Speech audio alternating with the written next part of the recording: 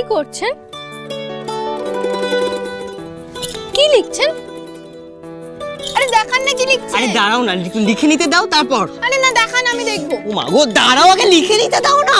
না দেখান। আরে বউ, আচ্ছা তুমিই তো বলো যে সবুরে মেয়া বলে, তো এটা সবুর করো না বউ। আমার আসলে যেটা পৃথ্বীরাজ, দেখান। আরে সবুর করলে কোথায়, দাঁড়াও, আগে লিখে নিতে দাও। দেখান। না, আগে লিখে নিতে দাও।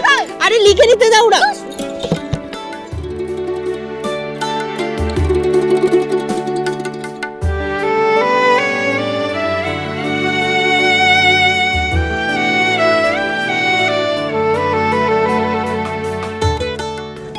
এইবার দেখো বউ।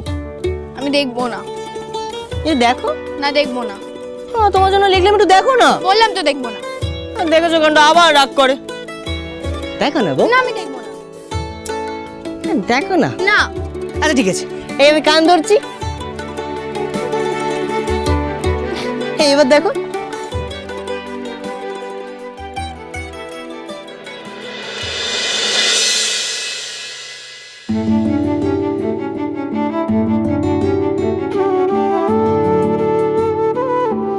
কমলার পৃথ্বীরাজ 12ই আশ্বিন, এটা আপনি কেন লিখলেন? বাতাবি লেবু গাছটার জন্মদিনটা লিখে রাখলাম বউ। তোমার দেওয়া ওই হাতের ছাপটার মতো এটাও সারা জীবন থাকবে। স্বপনে তোমারে দেখে আঁখি নাহি ফেরে, প্রিয় সখা বেঁধে রাখি মোর বাহুডোরে।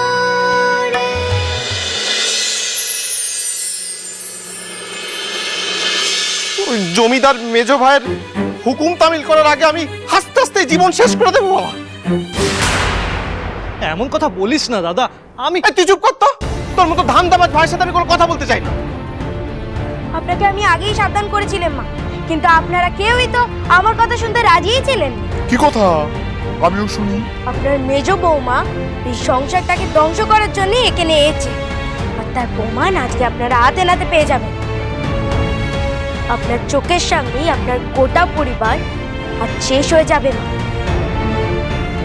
এতদিন ধরে যে পরিবারকে আপনি আগলে রেখেছেন বিনি সুতোর মালার মতো, যাকে আপনি গড়ে তুলেছেন, সেই পরিবার আজ ধ্বংস হয়ে যাবে।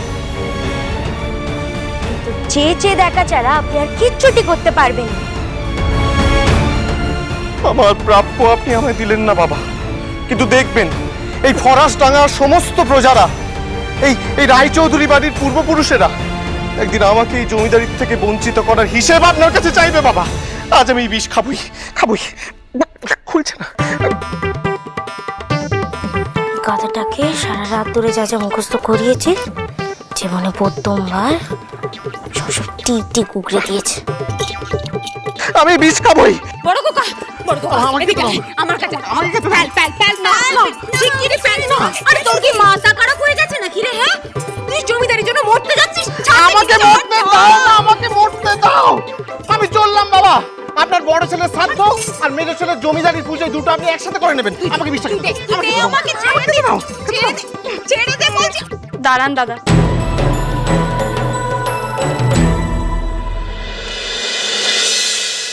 এই তো হেথায় কুঞ্জ ছায়ায় স্বপ্ন মধুর মোহে, এই জীবনে যে কটি দিন পাবো, তোমায় আমায় হেসে খেলে কাটিয়ে যাব তোহে, স্বপ্ন মধুর মোহে। এই তো হেথায় কুঞ্জ ছায়ায় স্বপ্ন মধুর মোহে, এই জীবনে যে কটি দিন পাবো, তোমায় আমায় হেসে পৃথ্বীরাজ, পৃথ্বীরাজ, কোথায় তুমি? ওটা মনেই গেল না। তোমরা এখানে কি করছো পৃথ্বীরাজ? তুমি ওনাকে ওই নামে ডাকলে কেন? বেশ করেছি, এতক্ষণ শুধু ডাকছিলাম, এবার আমরা একসঙ্গে দোলও খাবো। যাও এখান থেকে। বউ! বউ! আস্তে সাবধানে ওঠো ওঠো ওঠো আস্তে খুব লেগেছে না হাতে দেখি হাতে খুব লেগেছে না কষ্ট হচ্ছে উফ ফুলের গায়ে মুছে যাচ্ছে ওসব আর নাটক পৃথ্বীরাজ তুমি এসো এখানে আমরা দুজন একসঙ্গে দোল খাই দোল খাবে দোল খাবে না তোমার দোল খাওয়া খুব শখ তাই না মনি না এবার তোমাকে এমন দোল খাওয়াবো তুমি সারা জম্মের মতো দোল খাওয়া ভুলে যাবে আস্তে পৃথ্বীরাজ পড়ে যাব আমি আবার আমি আর দোল চড়বো না কেন তুমি তো বলছিলে তোমার দোল খাওয়া খুব শখ নাও এবার আমি তোমাকে যতক্ষণ না দোল খাওয়ানো থামাচ্ছি তুমি দোল খাবে আমি আর দোল খাবো না বউকে ফেলার সময় মনে ছিল না তাই না মনে পৃথ্বীরাজ ওকে ছেড়ে দিন, ও পড়ে যাবে, ওর লেগে যাবে। পড়ুক ও তোমাকে কষ্ট দিয়েছে আমি ওকে কিছুতেই ছাড়বো না এটা কিন্তু ঠিক হচ্ছে না মানিক দাদা শোনো মনি আমার বউকে যে কষ্ট দেয় তাকে আমি ছাড়ি না আমার বাবা যদি জানতে পারে না তুমি আমার সাথে এরকম করছো তাহলে তোমার কপালে অশেষ দুঃখ আছে পৃথ্বীরাজ করছেনটা কি? শান্ত হন।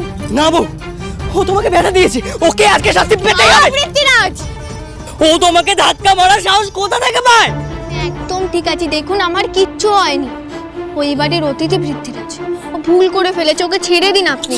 দেব সোনামণি পৃথ্বীরাজ ডাক্তার শুধু আমার বউ আর কাছের মানুষরাই ডাকে ওই নামটাই ভুল করে আর কোনোদিন আমাকে ডাকবে না আমি আমার মাকে সব বলে দেব তুমি এই মেয়েটার জন্য আমাকে ফেলে দিলে তো ও বলে দেবে না যাও বলে দাও আমিও সবাইকে বলে দেব যে কাল রাতে তুমি আমাদের ঘরে চুরি করতে ঢুকেছিলে আমি তোমাদের ঘরে চুরি করতে ঢুকেছিলাম হ্যাঁ ঢুকেছিলে এসব কি বলছো তুমি অবাক হয় না মনি, তুমি যে কাল ভুলটা করেছো সেটা স্বীকার করতে শেখো। কাল তুমি আমাদের ঘরে গেছিলে, যাইনি যদি তুমি নাই যাও তাহলে তোমার পায়ের তলায় আলতার দাগ লাগলো কি করে? কাল তুমি ওই পুতুল দুটো নষ্ট করে ঠিক করনি। লোককে যে কষ্ট দেয় ভগবান তাকে কষ্ট দেয়। আর ভগবান না দিলে কি হলো? পৃথ্বীরাজ, কি হয়েছে? বাচ্চা বাচ্চা বোধহয় বলতে কেন নিয়েছে কই দেখি।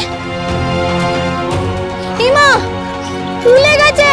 আমাকে ভয় দেখাচ্ছিলে না হাতে নাতে ফল পেলে তো খুড়িমা কিচ্ছু হবে না, কিচ্ছু হবে না, এক্ষুনি ঠিক হয়ে যাবে। পৃথ্বীরাজ, কিচ্ছু হবে না, কিচ্ছু হবে না। ও তুমি এসো, তা ভালোই করেছো। দেখো দেখো এ বাড়ির কি অবস্থা করেছো তুমি, তোমারই তো অপেক্ষা করছিলে। সাদে কি তোমাকে অনেক কি বলেছে যে ভাইদের মধ্যে কোনো দিনও ঝগড়া হয় নাই? তোমার অপয়াপা এই বাড়িতে পড়তে না পড়তে বড় ভাই মেজো ভাইয়ের জন্য মরতে বসেছে।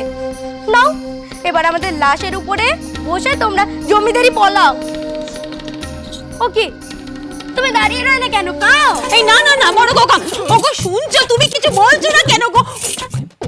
ওগো তুমি ওকে বারণ করো, বড় কাকাকে এমন করতে দিও না, তুমি কিছু বলো না। তুমি যাই করো না কেন বাবা জমিদারি ওই ঠাকুর পকেই দেবে।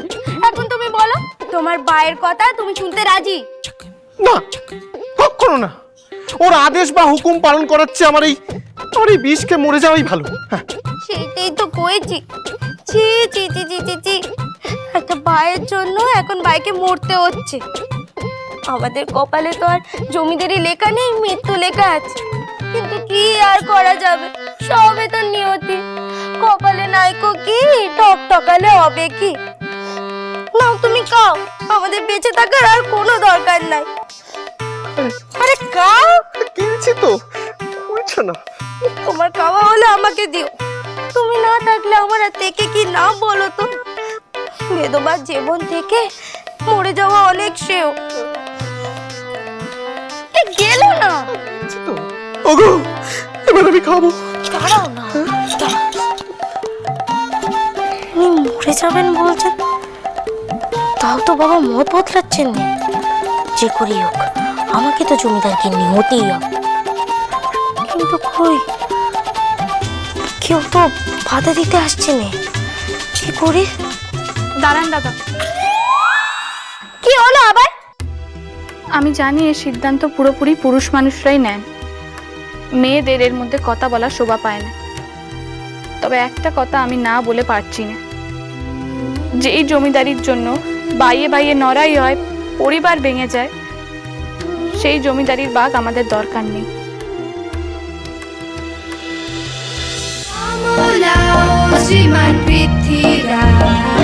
চলো চলো চলো চলো চলো পাল্টাই।